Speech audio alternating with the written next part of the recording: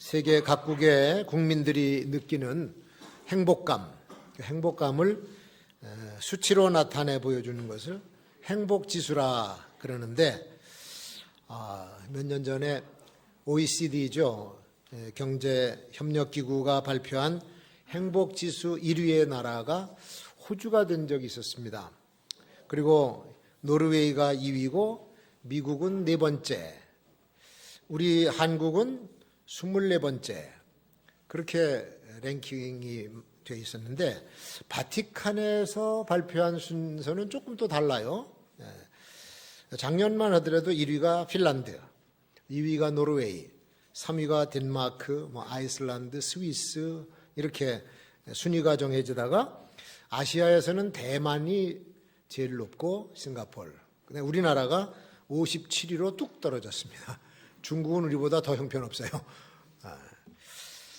이 행복지수는 뭘 측정 기준으로 삼았는지 그거에 따라서 달라질 수가 있어요. 주택, 주거 환경이라든지 또는 건강과 의료, 혜택, 교육, 직업, 이런 삶의 편의성을 가지고 기준을 삼을 수도 있고, 또 심리적인 반응이 지수가 될 수도 있습니다. 그래서 한때는 방글라데시, 저 네팔 이런 데가 행복지수 1위가 된 적도 있습니다. 가난하게 살지만 마음은 편안하다, 그런 뜻이겠죠. 대체로 북구의 나라들이 평화롭게 살면서 행복지수가 높았다. 경제력이나 세계적인 영향력 있는 대국이라고 해서 행복지수가 높은 것은 아니다라고 하는 것이 밝혀졌습니다. 요즘에 우리나라 상태를 놓고 행복지수 매기면요, 아마 57위보다 더 떨어질 거예요. 많이 떨어졌을 것 같습니다.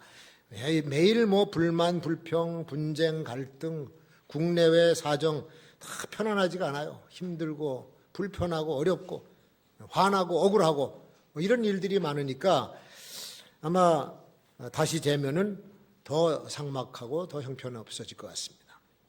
감사해야 될 마음의 자리에 이렇게 불평과 원망의 그 요소들이 들어와서 자리를 잡으면 인생이 암울해요. 상당히 어둡습니다. 희망과 비전이 보여야 기대감도 있고 살아가려고 하는 의욕이 있고 활기가 있을 텐데 이게 안 보이니까 사람들의 마음이 무거워지는 겁니다. 그러니까 거기에 감사의 마음이 들어올 수가 없죠. 금년 추수감사절은 그래도 찾아왔습니다. 감사해야 될 한국교계, 또 감사를 설교해야 되는 우리 교회, 어느 정도 감사지수가 여기서 나타날 수 있을까? 감사할 일이 분명히 있을 텐데 점점 감사할 그 마음들은 줄어들어가 있고 메말라가고 있어요. 감사하다는 말 한 번만 들어도 용기가 날 텐데, 또 어려운 것도 능히 이겨낼 수가 있을 텐데 감사하는 표현이 줄어드니까 견디기가 더 힘들다, 그런 얘기죠. 꽤 오래전에 그런 글을 읽었습니다. 식물인간처럼 된 남편을 20년 동안이나 간호한 부인이 있었어요. 상상을 해보세요. 20년 동안을 누워있는 남편을 말이죠, 맨날 먹여주고 갈아주고 그저 씻겨주고 옷 벗기고 입히고, 그거를 20년을 했어. 근데 그 여인이 목사님에게 고백을 하더랍니다. 정말 힘들고 피곤한 하루하루를 살아갑니다. 그런데 아무리 피곤해도 감사하다는 말 한 번만 들었으면 좋겠는데 들어놓아서 식물인간이 됐으니 여보 고맙소 한마디를 못하는 거예요. 그러니까 더 피곤한 거예요. 또 정신박애가 시설에서 일해온 어떤 여전도사도 힘들어하는 이야기를 하면서 그러는 겁니다. 이 아이들은요, 감사하는 말을 할 줄 몰라요. 감사를 모르는 애들하고 같이 일하다 보니까 쉽게 지쳐버리고 또 교육자들이 또 쉽게 떠나가고 자주자주 바뀐다는 겁니다. 그러니까 받을 것만 생각하고 또 주는 것만 좋아했지 감사에 대한 깨달음이 없기 때문에 그냥 말 한마디를 못하는 거예요. 정박 아들이 그렇지 않습니까? 신경질 부리고 화는 내지만 고맙단 말 합니까? 그래서 장애자예요, 장애자. 이 거꾸로 얘기해놓고 보면 감사를 모르는 사람은 장애자고 감사를 모르는 사람은 식물인간과 같은 부류다. 이렇게 얘기해도 크게 잘못된 것은 아니라고 생각해요. 여러분 정신박야가 아니죠, 그죠? 예. 식물인간 아니잖아. 그럼 우리는 감사를 해야 되는 거예요. 감사하지 못하는 요인이 뭐냐? 왜 감사 못하느냐? 욕심이 끝이 없어요. 멈출 줄 모르는 욕심, 또 낮아질 줄 모르는 교만, 자기 혼자서도 얼마든지 살아갈 수 있다고 하는 이 자만심, 그런 마음으로 가득 찼는데 어떻게 감사가 생기겠습니까? 부정적인 마음, 부정적인 생각, 감사 못해요. 그러니까 생각이 감사를 만들어내는 거예요. 생각이 제대로만 되면 감사가 나와요. 그래서 생각을 바꾸면 감사가 나옵니다. 자동차가 지나가다가 내 발을 밟고 넘어갔어. 골절이 됐네. 재소음 붙었다. 두어 주 꼼짝 못하고 이게 뭔 짓이냐. 그리고 신경질 내고 화나면은 감사 못하는 거예요. 근데 야, 자동차가 내 목을 타고 넘어가지 않아서 천만다행이지. 그러면 감사할 조건이 보이는 거야. 보이는 거예요. 생각만 바꾸면, 복음성가에도 장미꽃에 가시도 감사한다 그러죠. 가시. 그게, 그런 고백은 생각의 차이입니다. 생각의 차이. 중남미 어느 지역에 가면은 한쪽에서는 더운 물이 나오고 한쪽에서는 찬물이 흐른대. 그래서 거기 뜨뜻한 데 가서 목욕하고 찬물로 들어가. 온탕 냉탕, 우리 여기 있는 목욕탕처럼 더운 데 갔다 찬물로 들어갔다 하는 그런 데가 있다는 거예요. 그러니까 관광객들도 그 주민들도 늘 냉탕 온탕을 즐겨. 지나가던 사람들이 야, 여기 사는 사람들은 좋겠다. 이 사람들은 말이야 냉탕 온탕을 이렇게 자연이 준 냉탕 온탕을 즐기고 있다. 그러면서 얼마나 좋겠어. 그러니까 거기 사는 사람이 그러더래. 좋기는요, 뭐 비누는 안 주는데요, 뭐 그래. 욕심이 끝이 없어. 욕심이 지배하면 감사는 없어지는 거예요. 돈이 많을수록 욕심은 더욱더 커지는 현상이 나타납니다. 그래서 재벌이 중소기업에 기막힌 아이템이 생겨서 돈을 벌면요, 그거를 거금을 들고 사버려. 독점을 해버려. 이런 현상이 나타난 거예요. 스스로 만족하는 마음, 그걸 우린 자족이라 그러는데, 자족하지 못하면 욕심은 계속해서 더 달라고 그러고 더 가지려고 하고, 이렇게 하다 보니까 자족함이 없으니까 행복을 찾을 수가 없는 거예요. 성경에서는 감사와 기쁨, 자족, 그리고 행복을 가르치는 거예요. 오늘 여기 본문 말씀 보시면요, 2절에 우리가 어떻게 나가요? 감사함으로 그 앞은 어디 앞이야? 하나님 앞으로 나가는 거예요. 감사함으로 하나님 앞에 나아가는 거예요. 기도하러 하나님 앞에 나갈 때도 감사한 마음을 먼저 드려야 됩니다. 예배 드려 나올 때도 저 바깥에서부터 감사하는 마음을 가지고 예배에 들어오셔야 하나님이 기뻐하시는 거예요. 어느 날 누가 날 찾아온다고 전화가 오고 연락이 왔어. 근데 그 사람이 감사한 마음을 가지고 오는 사람인가? 그러면 문을 열고 기다려요. 그런데 따지러 오는 사람. 따지러 오는 사람, 아이, 기분 나빠. 또, 싸우자고 오는 사람. 빚 갚으라고 오는 사람. 빚 안 내놔? 협박하면서 오는 사람. 뭔가 해달라고 찾아오는 그런 사람들. 피하고 싶은 대상입니다. 하나님 앞에 나올 때, 이렇게 나오는 사람들이 덜어 있어요. 따지러 나오는 사람. 그리고 요구만 하러 나오는 사람. 나와서 하나님 저 많이 속상해요. 뭐가 또 그렇게 속상한데? 왜 저 사람한테는 그런 축복을 주시고 나한테는 안 줍니까? 하나님 너무하십니다. 따지러. 이게 따지는 사람이야. 하박국이 그래서 하박국 선지자가 1장과 2장에 보면요, 뭐라고 나오냐면 하나님 이거 아니지 않습니까? 어찌하여 저 불안당 같은 놈을 살려두셔서 그 나라 백성들이 우리를 이렇게 괴롭히게 놔두시나요? 정의로운 하나님이라면서 어찌하여, 이 어찌하여라고 하는 단어를 쓰는 거야. 어찌하여. 이게 뭡니까? 영어로 why, 왜? 왜 저놈들을 그냥 놔두냐 이거요. 제일 가까운데 동해바다 건너편에다 왜 놔두냐 이거요.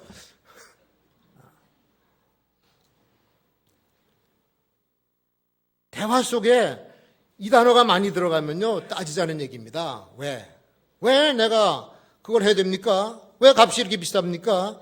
왜 그걸 내가 부담합니까? 공정하신 하나님이 왜 이 사회를 이렇게 만드셔서 우리 모두가 다 고통을 당해야 되는 겁니까? 기도하러 와서 이런 자세로 따지기 시작하면 안 된다 그런 얘기입니다. 감사하는 표현부터 시작해요. 감사. 하나님께서 베풀어 주신 그것을 찾아서 하나님 감사합니다. 저 문 앞에도 하나님 감사합니다. 오늘 이렇게 성전까지 올라올 수 있게 해서 너무 감사합니다. 그게 시작이에요. 예. 감사의 목록을 만들어 보는 것도 좋은 방법이에요. 하나하나 써보는 것도. 상황이 속상하고 기분 나쁜 상황이라고 해도 감사할 내용들은 있어. 그럼 하나씩 적어보면은 그 리스트가 상당히 길어진다. 끊임없이 감사할 내용이 나올 줄로 믿습니다. 그래서 시편 기자는 시편 100편에서 이렇게 노래합니다. 감사함으로 그 문에 들어가며 찬송함으로 그 궁정에 들어가서 그에게 감사하며 그 이름을 송축할지어다.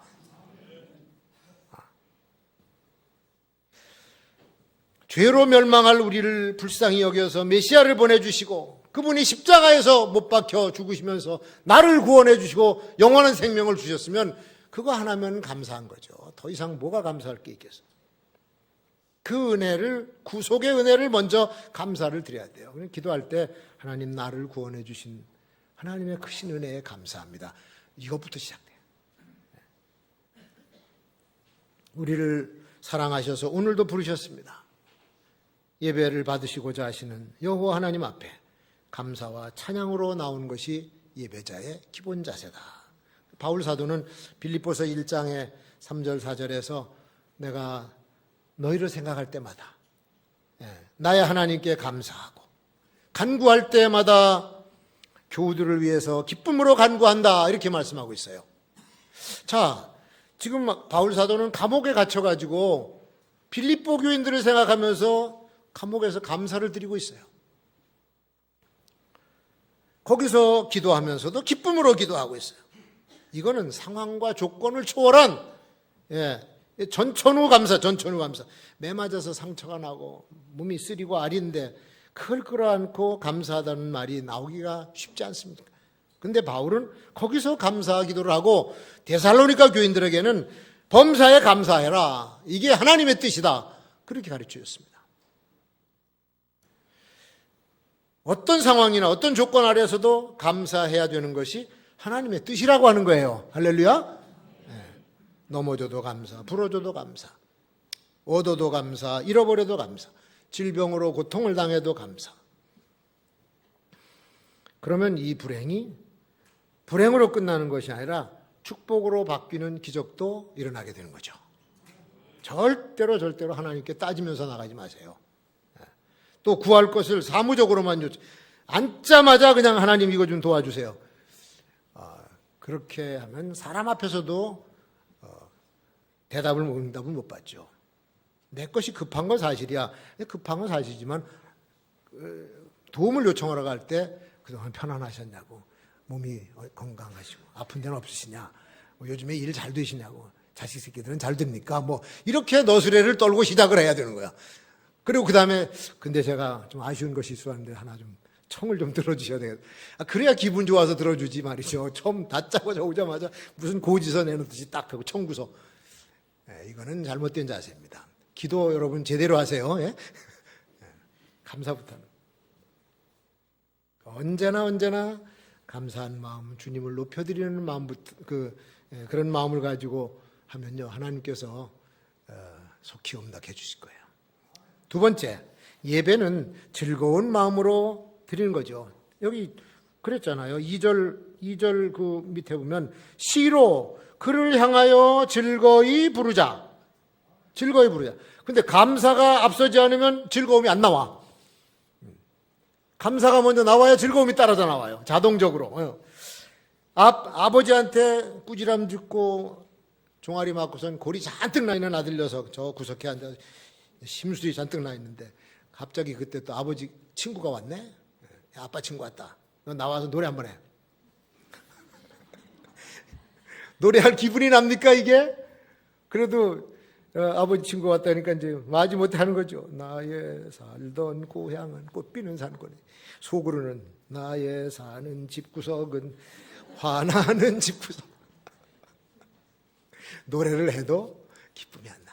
그러니까 집에서 대판 부부 싸움하고 와서 여기 앉아가지고 찬양을 부르면 그 찬양이 제대로 된 찬양이에요. 속에서는 부글부글하고, 저 인간 내가 오늘 딱 끝나고 와서 그냥 떠나봐라. 찬양이 안 돼요. 기쁨의 찬양이 안 돼요. 기분 나쁜 감정이 있더라도 다 내려놓고 하나님을 즐거워하는 마음, 감사가 있을 때 마음이 즐겁고, 그 즐거움으로 여호와를 예배할 때 진정한 예배가 되는 것이고, 그 예배가 축복이 내리는 예배가 되는 줄로 믿습니다. 불평도 이것도 전염이 되고, 원망도 전염이 되고, 불신도 전염이 되고, 부정적인 말도 전염이 돼요. 부정적인 말도. 사람들이 모여서 자꾸 부정적인 얘기하면요, 나도 모르는 사이에 비판적이 돼버리고 부정적인 마음이 생겨. 그래요, 안 그래요? 경험들 해봤잖아. 남의 말 옆에서 누가 흉보면 옆에 따라서 흉보다가 지금 내가 뭐 하고 있는 거야? 그런 인간이 돼버려요. 그러니까 이 전염병이 무서워요. 중세시대에도 흑사병 때문에 그 당시에 인구가 한 2,500만 명이 죽었대. 옛날에 2,500만 명이면 유럽에서 한 3분의 1 이상은 다 죽은 거예요. 그냥 시체로 나간 거예요. 근데 병 걸려서 죽은 사람도 많았지만 질의 겁을 먹고 죽음의 공포로 절망으로 죽은 사람도 상당히 됐다고 하는 얘기예요. 가족이 다 죽고 혼자 남았는데 어떻게? 부모들 다 흑사병으로 죽고 애 혼자 남았는데 살아갑니까? 그래서 오스트리아 비인에 가면은 거기 이상하게 생긴 조형물이 하나 있어요. 스테판 교회 옆인가 이렇게 높아 놓고 저 위에 금색으로 이렇게 이상하게 만들어 놓은 건데, 그 하도 이상해. 저 뭐냐고 물어보니까 저게 그 흑사병을 극복하고 이겨낸 기념으로 거기다 세운 거라는 거예요. 무서운 병이었었습니다. 악한 것도 전염성이 강하고 이 질병도 이렇게 전염성이 강해요. 중국에서 흑사병이 생겼다 그러는데 마찬가지로 감사도 전염병이 있습니다. 전염됩니다. 감사도. 그래서 자꾸 감사하는 사람들과 친하다 보면은 자연스럽게 감사하는 사람이 되는 거예요. 분위기가 바뀝니다. 그리스도인은 감사와 즐거움을 많이 전염시키는 사람이 돼야 되는 줄로 믿습니다. 그래서 세상이 살맛나게 되는 거야. 왜? 하나님의 자녀가 감사하기 때문에. 전염병을 이겨낸 믿음의 승리처럼 우리는 지금 우리 사회 속으로 확산되고 있는 이 불평과 원망과 갈등과 분쟁의 전염병을 믿음으로 이겨내야 될 줄로 믿습니다. 아프리카 돼지열병으로 엄청난 수의 돼지들을 살처분 하니까 그 썩은 냄새 막 핏물 오염돼가지고 끔찍해서 볼 수가 없어요. 그러니까 뉴스에 나오면 얼굴 고개를 돌려. 밥맛 떨어질까 봐. 별게 다. 이게 뭐 이런 전염병, 안보와 외교 상당히 불안합니다. 지금 우리나라 위태롭습니다. 금년 내로 뭐 한 방 터뜨릴 것 같은 그런 기분이야 늘. 요즘에 그 북한의 동태가 심상치가 않아요. 불안해요. 경제 침체, 청년들이 직업을 다 잃어버렸어. 노인들만 자꾸 돈 주고서는 직업을 주고 나니까 그러고는 고용을 다 했다는 건데 청년들은 일이 없어요. 죽을 지경이지. 저출산에다 집값이 올라가고 교회 탄압에다가 동성애나 옹호해주고 사회 불안감이 증폭되면서 국민들의 즐거움과 기쁨을 다 놓쳐버렸습니다. 이게 우리의 현실입니다. 그런데 그런 가운데서도 우리 그리스도인들은 감사를 전염시키는 사명을 감당해야 될 줄로 믿습니다. 유튜브 열다가 보니까 10년 전에 열렸던 나훈아 쇼가 나와. 그래서 야, 이 나훈아 오랜만이다. 수염이 허옇게 된 사람이 10년 전이니까 이명박 대통령도 앞에 앉아있더라고. 그래서 열창을 하는데 타이틀이 청춘 어게인이야. 근데 이 나이든 가수가 거기 와서 그냥 막 우통을 벗고 열창을 하는데 감동받았어요. 감동받았어요. 살기 힘든 오늘의 현실 속에서 저런 열정으로 살아가고 막 거기 모인 사람들한테 용기를 주더라고. 나이는 먹었지만 청년이에요. 여러분, 대중문화 속에서도 용기를 전염시킬 수가 있어요. 소망을 줄 수가 있어.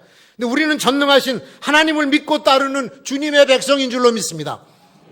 아직도 남아있는 건강이 있고 살아있다고 하는 사실 하나가 얼마나 감사한지 몰라. 그러니까 여기서 나오는 즐거움으로 주님을 섬길 때에 그런 심리 상태가 전염이 되는 거예요. 그러면서 오늘의 이 총체적인 난국을 얼마든지 극복해낼 수 있는 줄로 믿습니다. 너나 할 것 없이 다 힘든 오늘을 살아가고 있어요. 근심, 걱정, 염려, 불안 다 누구에 관해 있어. 믿는 사람이건 안 믿는 사람이건 가정마다 가지고 있는 무거운 짐들이 있습니다. 여러분 얼굴 보니까 나도 무거운 짐이 있어요. 나도 있는데 여러분이 없겠어요. 기도를 해도 응답이 늦어. 매일 와서 새벽 기도를 해도 이 문제는 해결이 안 돼. 그런 게 있잖아요. 그런 거. 해결이 안 돼. 그러니까 그게 우리의 삶의 짐이 돼가지고 압박이 돼. 찬송가 487장처럼 근심 걱정 무거운 짐 아니 진자 누가 있어요 여기 짐 없는 사람이. 부질없이 낙심 말고 기도드려 고하세. 자녀 문제, 경제적인 문제, 질병의 문제, 뭔가 이루고자 했는데 일이 잘 되질 않아. 성공할 건지 실패할 건지도 몰라. 불안해. 매일 기도 시간에 이런 내용을 가지고 기도하는 성도들을 보면요, 참 당신도 그거 끌어안고 기도하는데 우리 다 전부 하나씩 다 끌어안고 기도를 하더라고. 예, 빨리 해결됐으면 좋겠는데 응답이 늦어요. 그러니까 그냥 끌고 가라는 얘긴, 끌어안고 가라는 얘긴지 하나님의 뜻이 어디 있습니까? 이런 고민들이 우리를 짓누르고 있어요. 그래도 보세요 여러분, 우리는 그 문제 가지고 전능하신 하나님 앞에 나와서 기도할 수 있잖아. 그게 감사한 거지.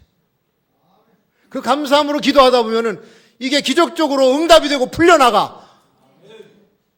틀림없이 풀릴 줄로 믿습니다. 감사를 통해서 역사가 일어나는 거예요. 그리고 마지막으로 감사하는 마음이 행복한 마음입니다. 감사의 땅에서 기쁨의 샘이 솔솔 솟아나와. 사람들은 인생을 고해라 그래요. 거친 바다라 그래. 우리는 구호를 바꿔버려야 돼요. 구호를 바꿔버려야 돼요. 인생은 살만한 것이다. 한번 따라합시다. 인생은 행복을 추구하는 과정이다. 행복을 추구하고 있는 과정이에요. 그래서 반드시 끝에 가서는 행복해져야 될 줄로 믿습니다. 기독교인은 무조건 행복해져야 되는 거야. 정신병자도 행복하고 싶어 하는데 그 행복을 찾게 해주는 것이 바로 감사라는 거예요. 감사. 그래서 감사한 만큼 행복해. 한번 따라합시다. 감사한 만큼 행복해진다. 할렐루야. 공식이야. 이건 비례가 돼. 감사한 것만큼 행복한 거예요. 욕심을 버리고 자족하는 마음을 가져야 돼요. 자족하는 마음이 만들어지면 감사하는 일들이 보이기 시작해. 무슨 일을 성취하려고 하다가 잘 안 되면 여기까지만 해도 된 거지. 감사하는 거예요. 한쪽 팔 다쳤어. 그러면 이쪽 팔은 성하게 있는데. 감사할 조건이에요. 실제로 제가 전에 여기 수술해가지고 이러고 6개월 이상을 이걸 못 썼어요. 팔이. 젓갈질도 안 돼. 그래서 왼손으로 다 젓갈질 하는데, 여러분 왼손으로 젓갈질 해봤어요? 이거 무진장 힘들어. 근데 나 그때 배웠어 이거. 지금은 잘 집어.